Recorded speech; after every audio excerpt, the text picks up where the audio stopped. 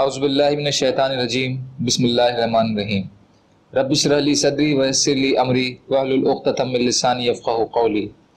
حیات الصحابہ رضی اللہ عنہ، حصہ اول، دعوت کا باب۔ حضور صلی اللہ علیہ وسلم کا شاہ فارس کسریٰ کے نام خط۔ حضرت ابن عباس رضی اللہ تعالیٰ عنہ فرماتے ہیں کہ حضور صلی اللہ علیہ وسلم نے ایک صحابی کے ہاتھ اپنا خط روانہ فرمایا اور ان صحابی کو حضور صلی اللہ علیہ وسلم نے ہدایت فرمائی کہ وہ یہ خط بحرین کے گورنر کو دے دیں۔ بحرین کے گورنر نے وہ خط لے کر کسریٰ تک پہنچا دیا۔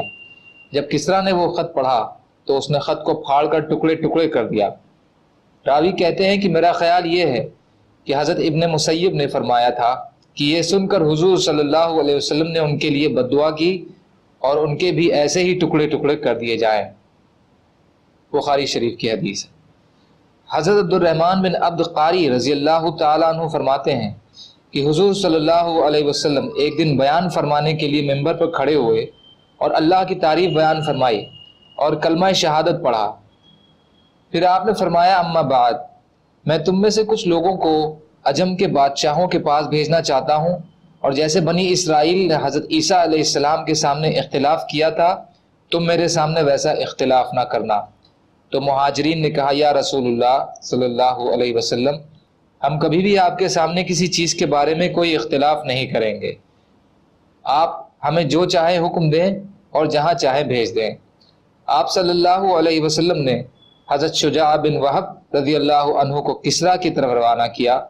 حضرت شجاع کے آنے پر کسریٰ نے اپنے محل کے سجانے کا حکم دیا۔ اس کے بعد اس نے فارس کے بڑے بڑے سرداروں کو جمع کر کے حضرت شجاع بن وہب کو بلوایا۔ حضرت شجاع محل میں داخل ہو گئے تو کسریٰ نے کسی درباری کو حکم دیا کہ ان سے خط لے لے۔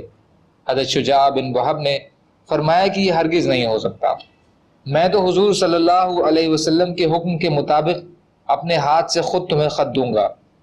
کسریٰ نے کہا اچھا، پھر قریب آ جاؤ۔ انہوں نے آگے بڑھ کر کسریٰ کو وہ خط دیا۔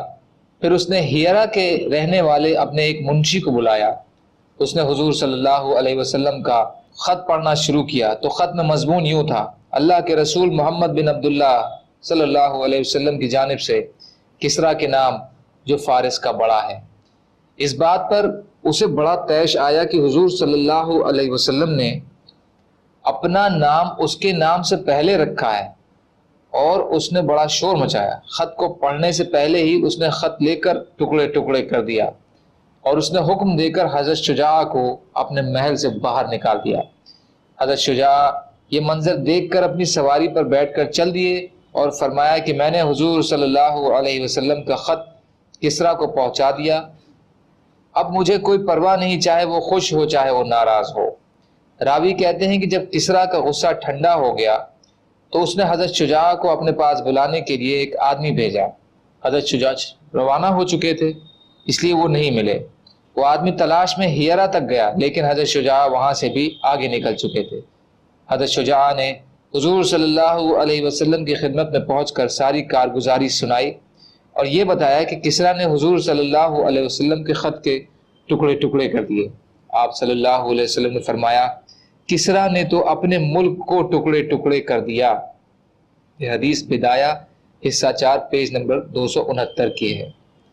حضرت ابو سلمہ بن عبد الرحمن رضی اللہ عنہ فرماتے ہیں کہ جب حضور صلی اللہ علیہ وسلم کا خط کسریٰ کے نام پہنچا، اس نے پڑھ کر اسے پھاڑ ڈالا تو اس نے اپنے یمن کے گورنر بازان کو خط لکھا کہ اپنے پاس سے 2 مضبوط قسم کے آدمی حجاز کے اس خط لکھنے والے آدمی کے پاس بھیج دو تاکہ وہ اسے پکڑ کر میرے پاس لے آئیں۔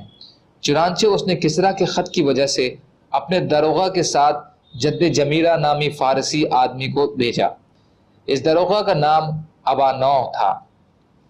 وہ منشی اور بڑا حساب کا جاننے والا تھا، اور اس نے ان دونوں کے ساتھ حضور کے نام ایک خط بھیجا جس میں یہ مضمون تھا کہ حضور صلی اللہ علیہ وسلم ان دونوں کی ہمراہی میں کسریٰ کے پاس چلے جائیں، اور یمن کے گورنر نے اپنے داروغہ سے کہا کہ ان کی یعنی حضور صلی اللہ علیہ وسلم کی تمام چیزوں کو غور سے دیکھنا اور ان سے خوب بات چیت کرنا اور ان کے تمام حالات اچھی طرح معلوم کر کے آنا اور سب مجھے بتانا۔ وہ دونوں یمن سے چلے اور طائف پہنچے۔ وہاں ان دونوں کو قریش کے چند تاجر ملے۔ انہوں نے تاجروں سے حضور اکرم صلی اللہ علیہ وسلم کے بارے میں معلوم کیا تو ان تاجروں نے بتایا کہ حضور صلی اللہ علیہ وسلم یثرب میں یعنی مدینہ میں ہیں۔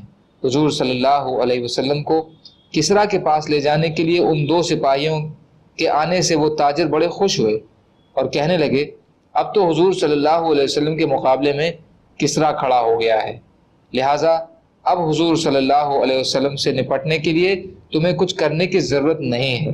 وہ دونوں وہاں سے چلے یہاں تک کہ مدینہ پہنچ گئے، اور ابا نوح نے حضور صلی اللہ علیہ وسلم سے کہا کہ کسریٰ نے یمن کے گورنر بازان کو خط بھیجا کہ وہ بازان آپ کے پاس چند سپاہیوں کو بھیج دیں جو آپ کو کسریٰ کے پاس پہنچا دیں۔ بازان نے ہمیں اسی غرض سے بھیجا ہے تاکہ آپ ہمارے ساتھ کسریٰ کے پاس چلیں۔ حضور اقدس صلی اللہ علیہ وسلم نے فرمایا اب تو تم دونوں واپس چلے جاؤ، کل میرے پاس آنا۔